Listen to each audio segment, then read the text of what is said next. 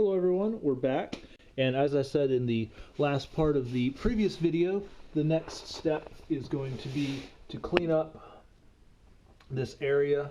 So I don't know how much of that I'll show. It's not going to be super exciting. It's just going to be me in here with a towel and some brake clean basically, and maybe a grinder for some later bits.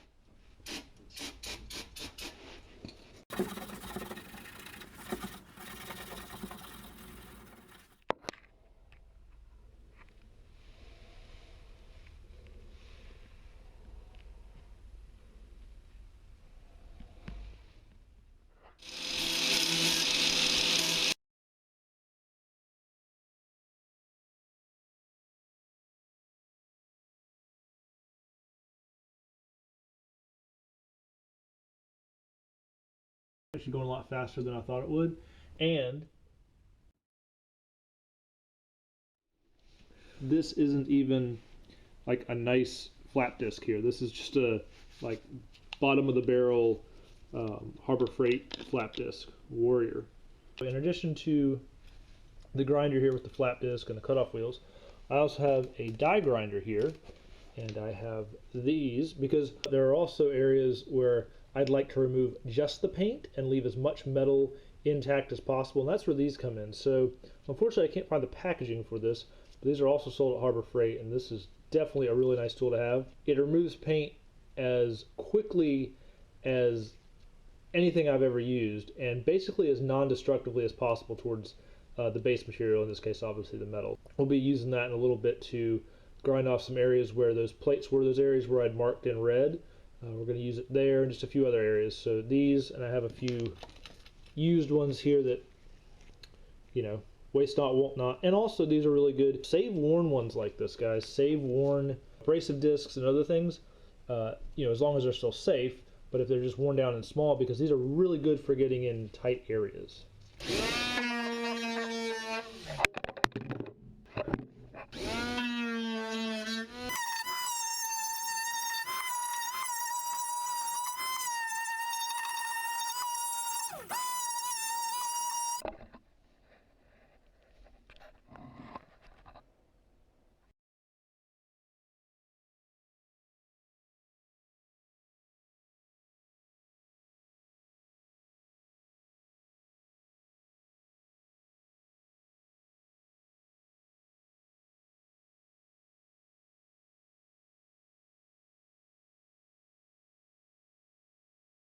Alright, so I'm not done with the prep work down here. There's still bits and pieces and things I need to do.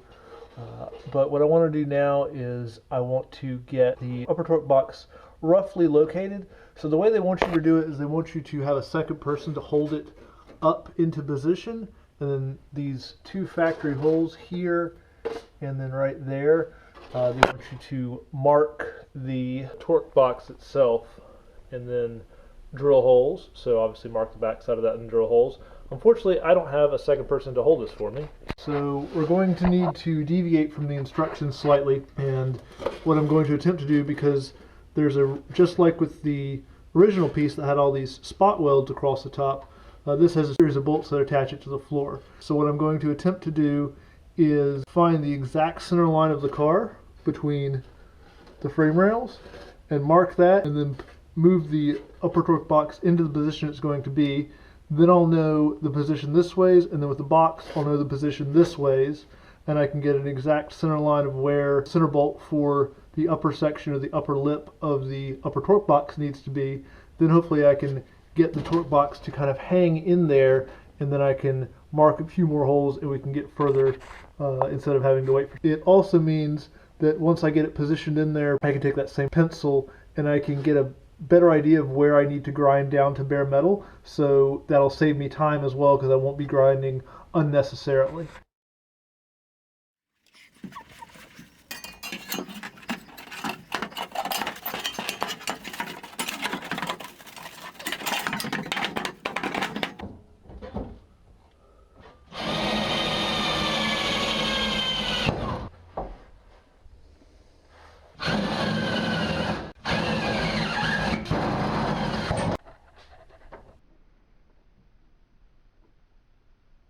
So after a lot of measuring and kind of tweaking things and a bit of frustration, honestly. I've gotten one bolt in the upper torque box to hold it, up there so it doesn't fall down on me.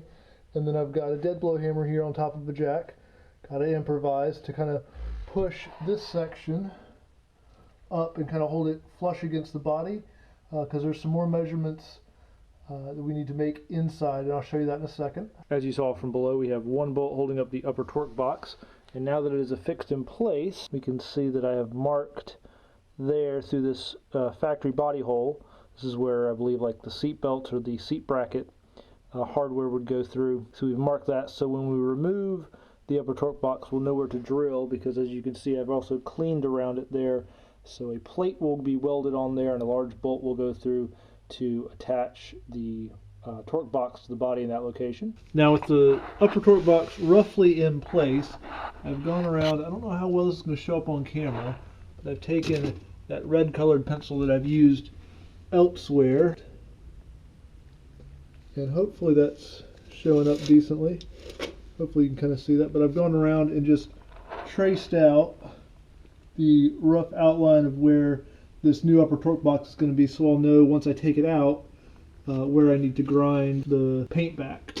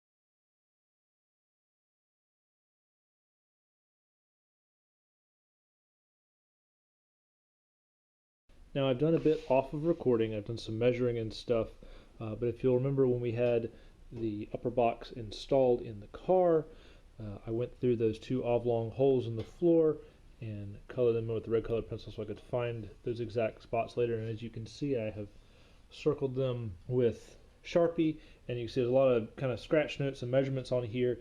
And if you're watching this video series more as an instructional than just entertainment, I will point this out. Because when I first flipped this over and looked at it, I realized that the gap here was a lot smaller than the gap here. And I thought I'd done something wrong, even though it was fitting in the car and it seemed square. But actually, this portion here is offset because it is exactly 9 inches from here to here on both sides, which is some of the measuring I did. 9 inches there, 9 inches there. Now, the fact that these holes are oblong in the car means that even if we don't get these exactly perfect, we still have some wiggle room, but obviously the more centered we get them, that'll mean the more margin for error we'll have. So we still want to get them as close to centered as possible. And you can see, hopefully, I've dotted the exact center on both of them.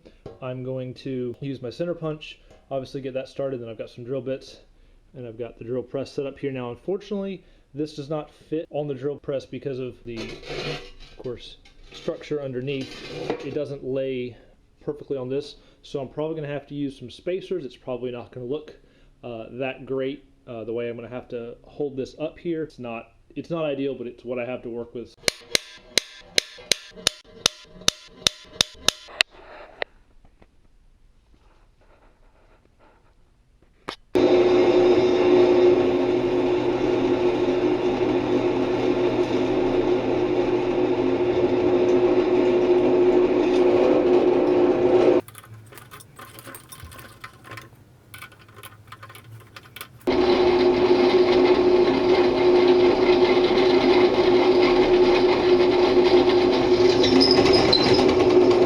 See, turn you sideways here, we have 2 nice holes for those bolts to go through. I got a friend over to help out, and He's actually the driver of the black SN95 that y'all see in a lot of my videos. He's here helping me today. So we've gotten the torque box up in there, as I may have mentioned in a previous clip. It's the sort of thing you can't do by yourself because you have to have someone inside the car to tighten it and someone out here to hold it, or vice versa. Since, you know, you can't be in two places at once. Now, we've measured it off of this plumb line here, which might look curved in the video, but it is straight. We have this corner here, which you can see matches up basically perfectly with that body seam there. And we can see basically the same thing on this side. And we've measured it to the plumb line. It's almost exactly 8 1/4 on both sides. You can see how this section of the torque box is basically butted up against the frame rail there. And on this side, there's a rather sizable gap. Hopefully that's showing up decently in the lighting. And we're going to try to put tension here, that direction, so that this stays where we want it. And then we're going to try to put some tension from this side, that direction, like I said, to kind of get the torque box to twist a little bit and get everything as square as we want it before we start really tightening things down and welding things. All right, so when we measure from these holes up to the plumb line, they're basically identical side to side. These 2 bolt holes on either side, and then drilling out the bolt holes across the top as well. This one I can get to, more or less I can get straight on that, right? Get a drill right in there, shouldn't be a problem. Other one you can see is kind of obstructed by part of the mount itself. So what I'm going to do, this here, which is just a punch that I've sharpened significantly, and I'm basically just going to drive it in there. Even if it's a slight angle, I'm really just trying to make enough of a mark on that so that I can see it from the other side so I know where to drill. I'm also going to drill both of the bottom holes first because I have a plate that goes there that has, of course, matching holes in it for the bolts. And so that way I can have at least some reference to know if what I'm seeing on the top makes sense and is approximately where I need to be drilling before I just start drilling more holes in the body.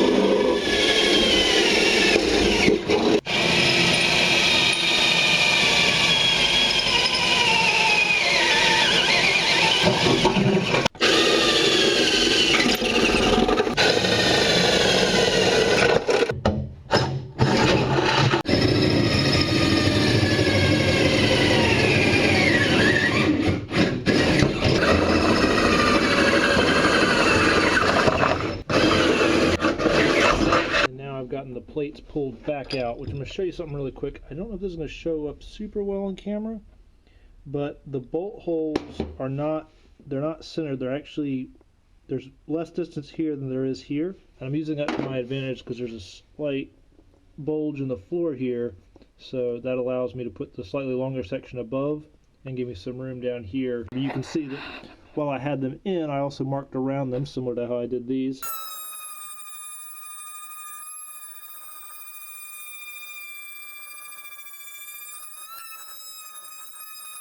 Okay, so we're going to have a slight change of plans. We got the welder, and of course we have the torque box, you know, in position.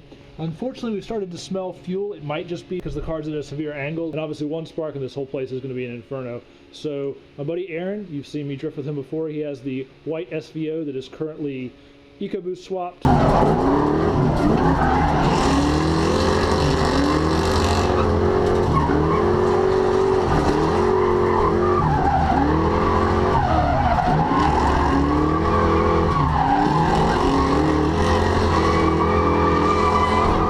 Me and him are going to get this back to at least a rolling state so we can drive it on a trailer, take it to his place. He's got a shop where we can have a lot more room and let the car air out a lot better, and we're going to weld it there. But for now, what we're going to do is, like I said, we're just going to get things bolted in, we'll get the axle back in the car, and we're going to go from there.